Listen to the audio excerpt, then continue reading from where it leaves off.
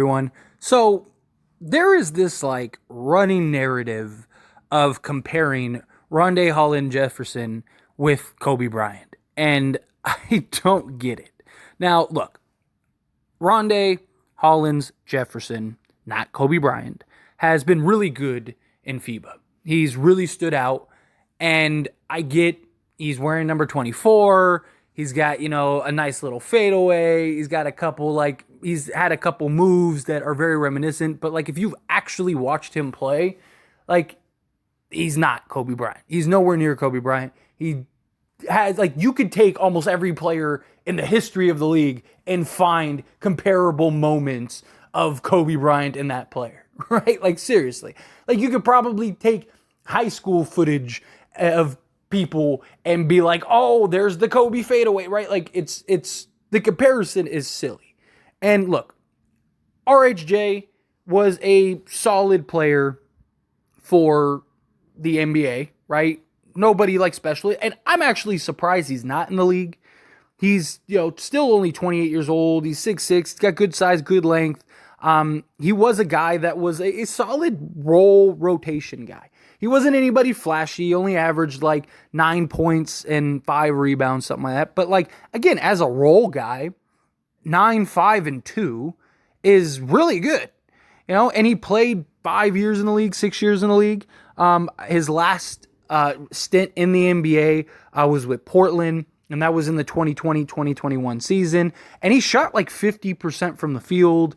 He averaged only like 3 points per game for Portland, but he only played like 9 minutes. His best seasons were in Brooklyn, right? That's where he was drafted. That's where he ended up playing. He was drafted back in 2015, and was a small forward, power forward type guy, kind of like a Taurean Prince type guy, right?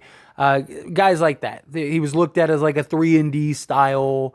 Could go and give you some solid production. His best season was 2017-2018. He averaged 14 points, 7 rebounds, 3 assists, a steal, and a block, which, again, really good numbers, right? He played in 68 games, started 59 of them, and played 28.2 minutes. He was a guy that was looked at to have a lot of promise, a lot of upside, a guy that many thought was going to really establish himself as a solid contributor in this league. And, we've seen plenty of players that have had good years, good stretches, good moments, just kind of fall out of the league.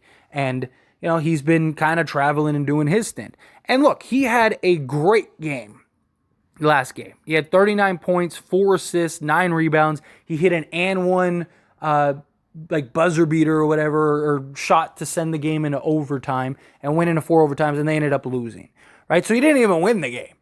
But people were literally chanting Kobe when he was playing, and he's getting all this Kobe comparison, and he's even kind of like leaned into it a little bit, which, I mean, for him, why wouldn't you, right? Like, you're out of the NBA, you'd like to get back into the NBA, like you got all this hype now built around you, and talks about you and being compared to Kobe Bryant and whatnot. It's like, oh, like that's a good thing to kind of lean into, but like it's a little silly. So he said, man, I just wanted to win. Again, like I said, he ended up losing the game. Everything said shoot it, and that's what I did.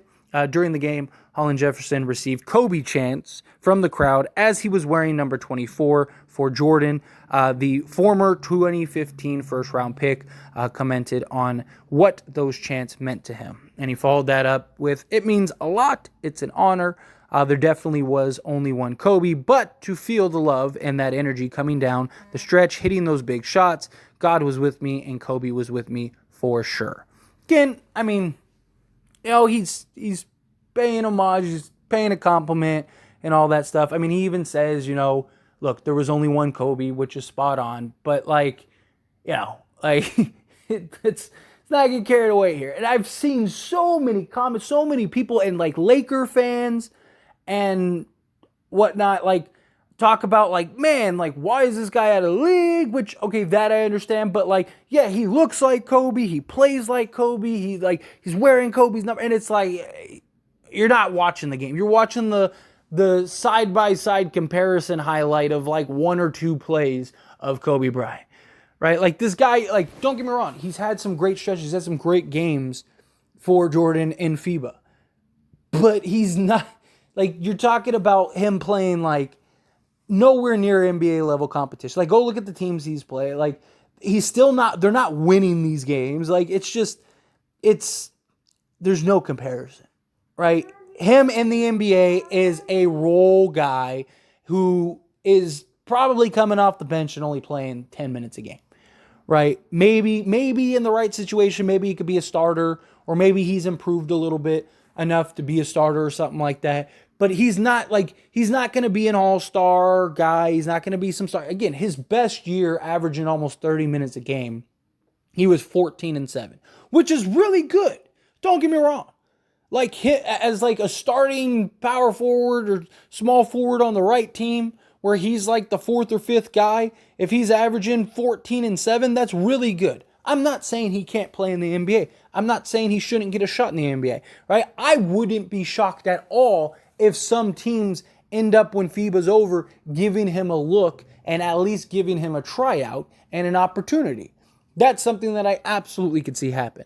But we got to pump the brakes on like some of these comparisons. And look, I've talked about this before. Like I think people throw around star, superstar, like all of that. I think people throw around a lot of like hype words and words period just to like, push an argument or just like in general, right? Like not every player is a star, right? Oh, this guy's a star, that guy's a star. Not every guy is a superstar. This guy's a superstar, right? Like, no, he's not a superstar. Like to me, like Brandon Ingram isn't a superstar, right? Like, there's superstars are who are the biggest polarizing best players in the entire league. Like, Giannis, LeBron, KD, like these guys are superstars. They are the best players and the best league in the world amongst the best players in the world. All of the attention are, selling shoes and jerseys and those are superstars. The guys that are box office headline that the entire world lines up to go see, right? Like, that's a superstar. Not every player on every team is a superstar, right? Like, Austin Reeves. Like I see people throw around Austin Reeves is a superstar. Austin Reeves is a star. Like he's having a star level moment in the sense because of just all the publicity, all the promotion, all that stuff that he's getting. But like he's not a star. He's not a superstar. Can he get there? Possibly, right? Like, I don't think he'll ever get to, like, superstar status, but could he get to, like, star status or, like, all-star status, right? Like, again, there's levels. There's a reason why it's called star, all-star, because you're a star amongst the stars, and then superstar, which means you're basically a top 5 guy in the league, right? Like, that's the difference. And, this is just another, to me, Jefferson being another example of like, this is a guy that is insanely being overhyped right now and having like ridiculous comparisons, right? Like so many people talk about like Austin Reeves being overhyped, but he's living up to the hype right now. He's hyped because he just had this ridiculous breakout performance, was the most efficient shooter in the entire league last year, had the best efficiency in the entire league last year, and he's doing the exact same thing with Team USA. Literally, he is their highest rated player. He is their most efficient player, and he's been their most consistent player by every metric, including the eye test. That doesn't mean he's their best player. Anthony Edwards has been far away their best player, but Austin Reeves has been their most efficient, consistent, all-around player. And he's been their clutch guy. He's been their, glue guy. He's been their guy that basically changed the tide. Every time Team USA looks like they're struggling, Steve Kerr throws in Austin Reeves, and immediately that gets turned around. Every time, because he's so efficient, because he's so effective, right? He's living up to the hype. Jefferson was a guy that was hyped coming into the league and essentially did nothing, fell out of the league, and is playing against, not great competition. And that doesn't mean that FIBA doesn't have great competition. There are some good teams. There are some good players. But in comparison, we've seen what he looks like in the NBA. He's not this like superstar. He's a very good player. He's a solid player, right? Like if the Lakers signed him tomorrow, I would be hyped and pumped for it, and I'd be like, look, they just got a legit 6'6" versatile wing that can do multiple things. Like, let's go, right? Like, I am all for that without a doubt. But he's not Kobe Bryant. He's nowhere close to Kobe Bryant. I don't know. I almost thought it was like a meme or like a joke at first. And it turns out like, no, like this is really a narrative that is being heavily talked about him being a Kobe Bryant type player. And I'm just like, what are we doing here? What is happening here? Right? Like we need to pump the brakes. But anyway, as always, this is a discussion, so I pass the question on to you. Let me know your thoughts and opinions down in the comments below. How do you feel? What are your thoughts? However you feel, whatever it is, I'd love to hear it. Let me know down in the comments.